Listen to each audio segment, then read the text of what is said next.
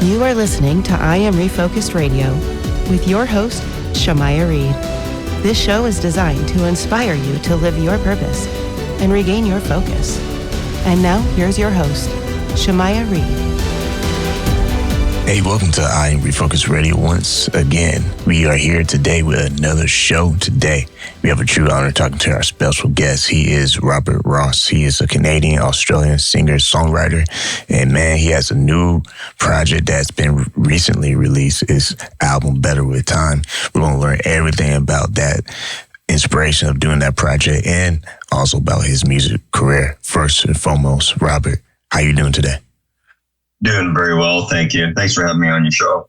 Man, I appreciate you being on, man. So kind of give us the backstory of this project and what inspired you to be in the music industry.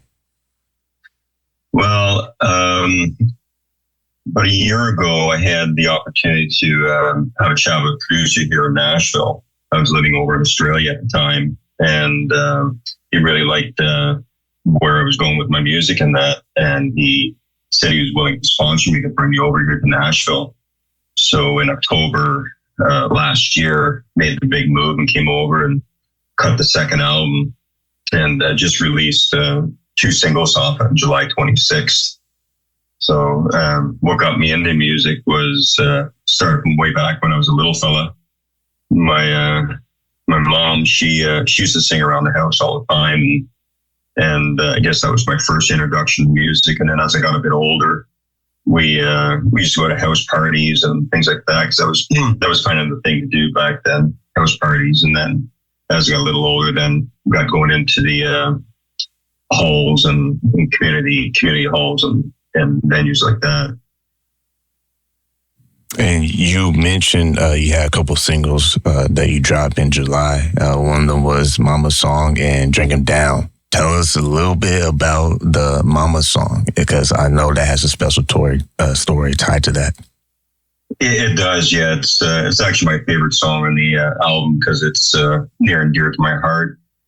But one day, it was a Sunday in January, I came home from church one morning and just came into the office and sat down here. And I was sitting here looking at a picture of Mom. And she's holding me with, I'm sitting on top of the car and she's holding me there. And I have my hand wrapped around hers and I was just looking at the picture and I was thinking, thinking back on all the memories of her and how I could feel the love. Every time she touched me, I could feel the love coming through her hands. And she was just an amazing lady. And the love that she gave me was beyond this world.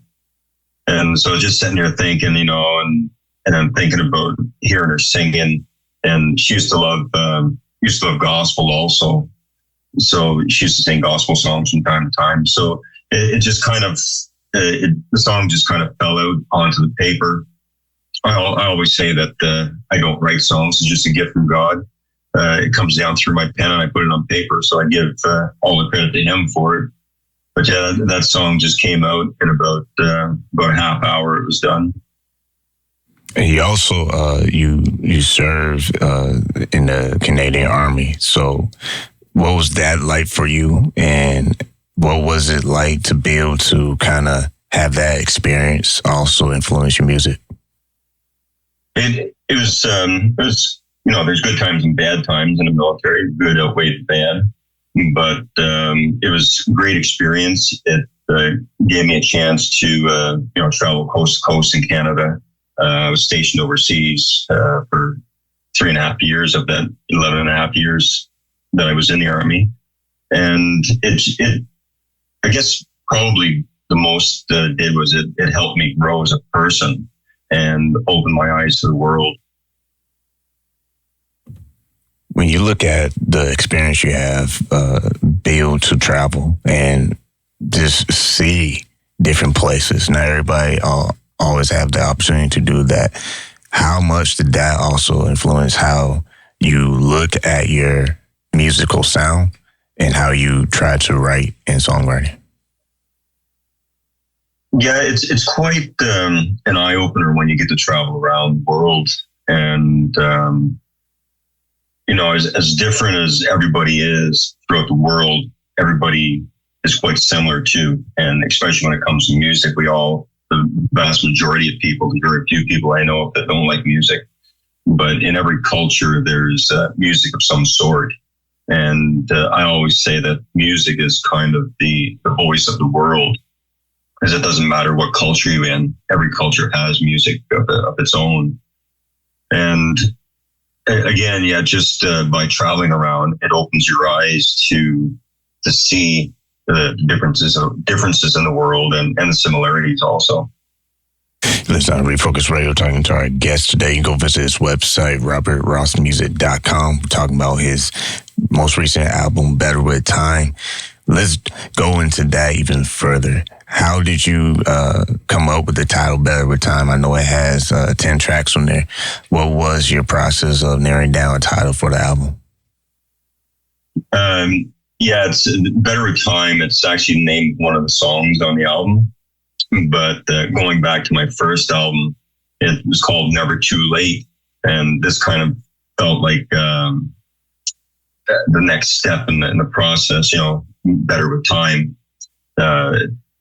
It's just as we go through life, we hope that we do get better. And this year album here is, I believe it's a lot better than what the first album was. And I'm growing as a person, as a musician, as an artist, as a writer. Mention your mom's influence that she had on your life. Were there any particular styles of music or other artists that also influenced how you want to pursue your career? Yeah, absolutely. Country music was always at the forefront of everything, and that's the music that I grew up on, and it just comes natural that's my voice just lends itself to being country. I can sing a rock song and make it sound country. But I've had a lot of heroes in music, and Johnny Cash is probably one of the biggest ones. And like all the old greats, Merle, Haggard, and Conway Twitty, Willie Whalen, Chris Christopherson, probably. As far as I'm concerned, is one of the best songwriters in the whole world. And then coming up into the more modern country, Randy Travis and Sawyer Brown, Travis Tritt, George Strait, they were all people I looked up to. Not just military, but you also being able to travel performing with your music from Nashville in the U.S. and Canada and Australia. Are there particular venues that you have profound just memories that you appreciate? Is there a favorite spot or just something that sticks out like, wow, that was an amazing experience? Yeah, every show has its own little thing. There's something that you take away from every show. There's a few shows in Australia that I've done that were particularly fun. Different things. You get different areas. You get people that kind of cut loose a little bit more than others. But it's always fun when people get involved. And I try to get people involved whenever I'm doing a show, get them to sing along and get them, to be part of the show, not just sit there and listen. I just did a show up in Canada, on the East Coast of Canada, back in June. And that one, it was the first time I'd been back. That's where I'm from originally, New Brunswick. And it was the first time I'd been back there in a number of years. So it was good to do a hometown show and then have a lot of people that I haven't seen in, 20, 30, 40 years. And so that was a lot of fun. And that one really holds a special place in my heart now.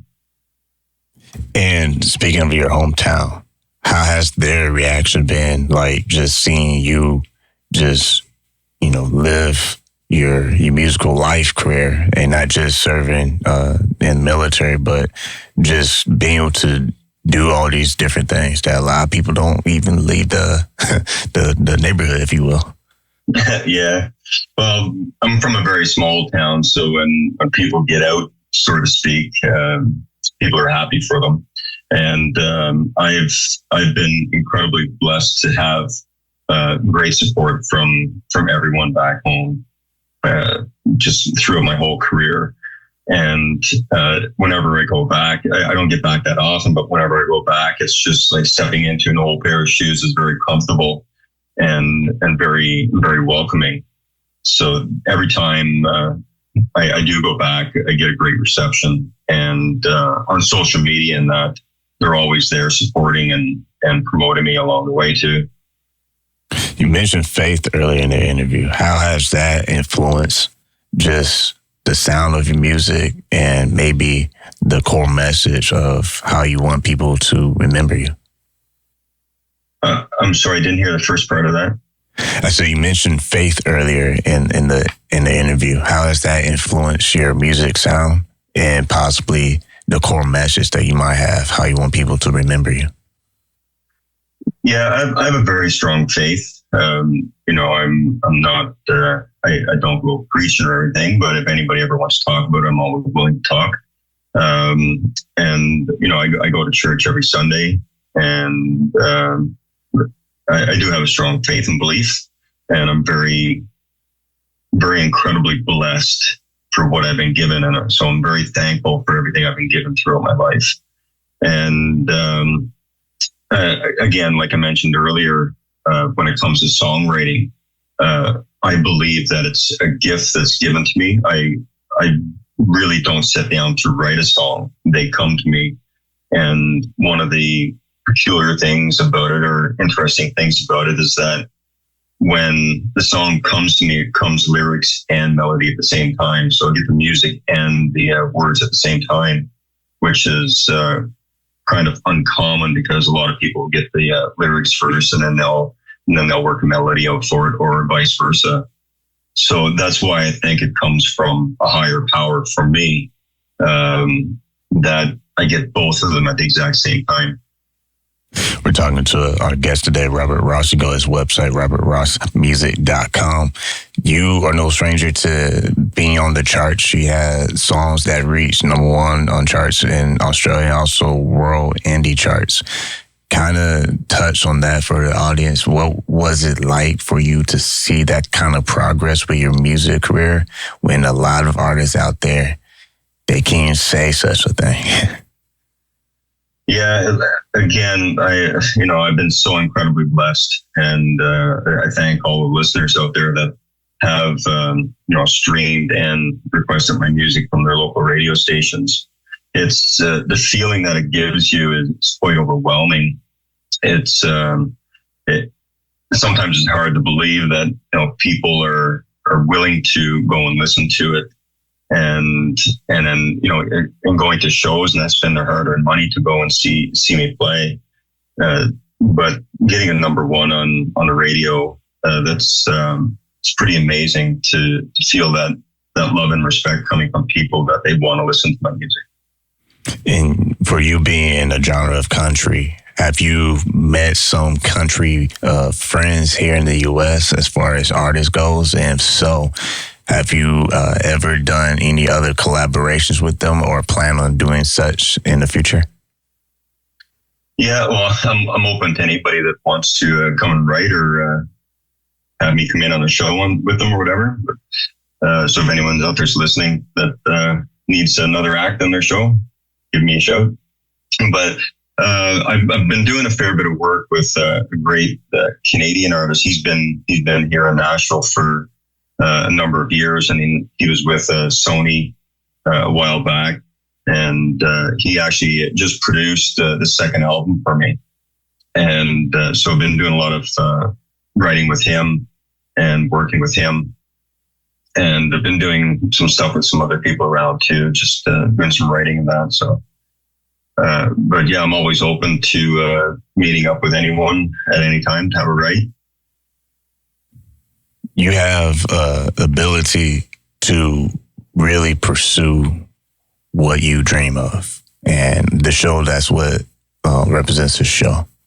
People who chase their dream and understanding that there are some bumps along the way, but that doesn't have to be the end of that story for you personally. Speak on your own experience. What has kept you motivated to keep pursuing, your goals, your talents, in spite of what could be hurdles along the way? Yeah, bumps and hurdles is sometimes an understatement. Yeah. But yeah, everybody goes through it. There's, it's never a straight line road. It's never a smooth road. There's always twists and turns and hills and valleys and potholes along the way. And I've encountered my share of those along the way. And it's kind of funny because that's kind of why I named my first album, titled my first album, It's Never Too Late, because it really does not matter how old you are, who you are, where you are. It is never too late to pursue your dream. And I've always said that life has gotten in the way too many times, my music. So to be able to do it full time now and just keep pushing at it and working at it, it's a blessing. And the reason why I never gave up is that it's always been there. And I believe that it's a God-given talent, and it's the same, it's like a borderline sin to waste your talent. So that's why I kept going back at it and pursuing every time. And every time life got in the way and sidetracked me or derailed me, I always came back to it again.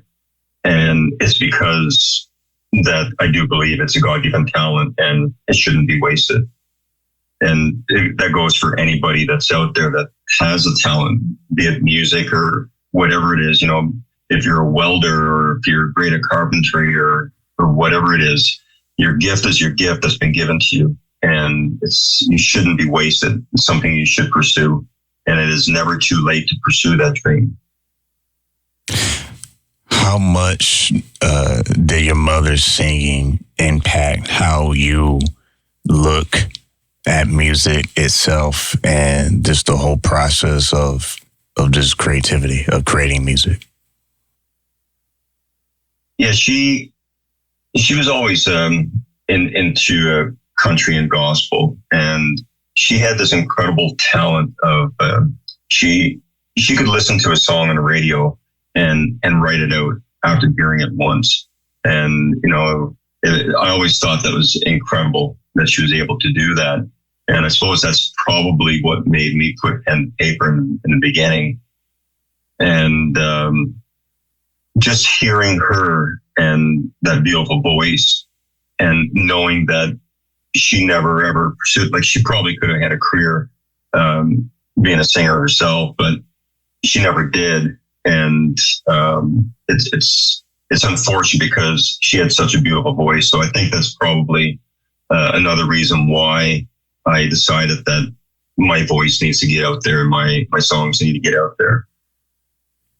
Looking at where you are now versus when you first started, did you anticipate that all this will be going on, or are you kind of surprised that you're getting this much attention on your music? Yeah, I'm very surprised. Every day it still amazes me that people love the music and that they're going out, they're spending their money on buying albums, they're spending their money going to shows. That's such a compliment and an honor to have people do that. So it's very respectful of that, and I'm very gracious of that. And I always take the time to spend with people whenever I have the chance. The same thing on social media. If someone takes the time to send me a message, I do my very best to respond to everyone that does send a message. We're talking to our guest today, Robert Ross. You can go to his website, robertrossmusic.com, and go to the music page where it has his music and albums and social medias and all that. First and foremost, real quick, when it comes to the music industry itself, kind of touch on that, because someone listening to this right now, maybe they're a country artist or they're aspiring country artists. Based on what you've been able to experience in the industry, what are some things you learned that can be useful for our listeners to kind of understand your experience in the industry? First off, again, touching on it's never too late. It's never too late to follow up any dreams. keep practicing your craft. If you're a singer, practice singing every day. If you're an instrumentalist, practice your instrument every day. If you're a songwriter, keep putting things down on paper and just never give up. There's going to be 1,000 no's for every yes that's out there. So just keep plugging away at it and don't give up. Last question to further that even more is, when it comes to the production process for you, what does that kind of look like for you? Has that kind of evolved around throughout the years? What is your kind of process when you're in the studio? Well, in the studio, I tend to let the producer have free reign. I do have a say and I have final say on everything, but it's always good to have that second set of eyes and to have, they have more time behind the panels and all that, and that they know that stuff better than I do. I don't claim to be great in that aspect at all. I'm a singer-songwriter and performer, so it's best for me to leave that aspect to the producer. And I enjoy it. It's not my favorite thing to do. It's amazing to see how it evolves and becomes a full song with the music behind it and everything, from the time that it's put on paper to the end of production. It's incredible to see that happen. And but I tend to leave the technical aspects of it to the people who know what they're doing. If someone listens right now and they're like, man, I need to get to one of the shows, do you have any upcoming events in the near future where people can experience your performance and just enjoy your music? I'm going to be heading to Canada in just a few days here. I'm going to be up there for a couple of weeks, and it's out in Western Canada in Alberta. And then I'll be back here in Nashville again. I don't have a whole lot of shows booked. We're doing some radio tours, and so we're going to be visiting some radio stations around the country here to promote the new single. And any shows that do pop up in the next couple of months, I'll be putting them up on social media and that. So just follow along on social media, Robert Ross Music, and that's the best way to keep in touch with me. Once again, listen on Refocus Radio, talking to our guest today, Robert Ross. You can go to his website, robertrossmusic.com. You also find him on Facebook, facebook.com/Robert Ross Music. Like always, I want to say thank you for your time. Thank you so much. I appreciate you taking the time to have me on your show.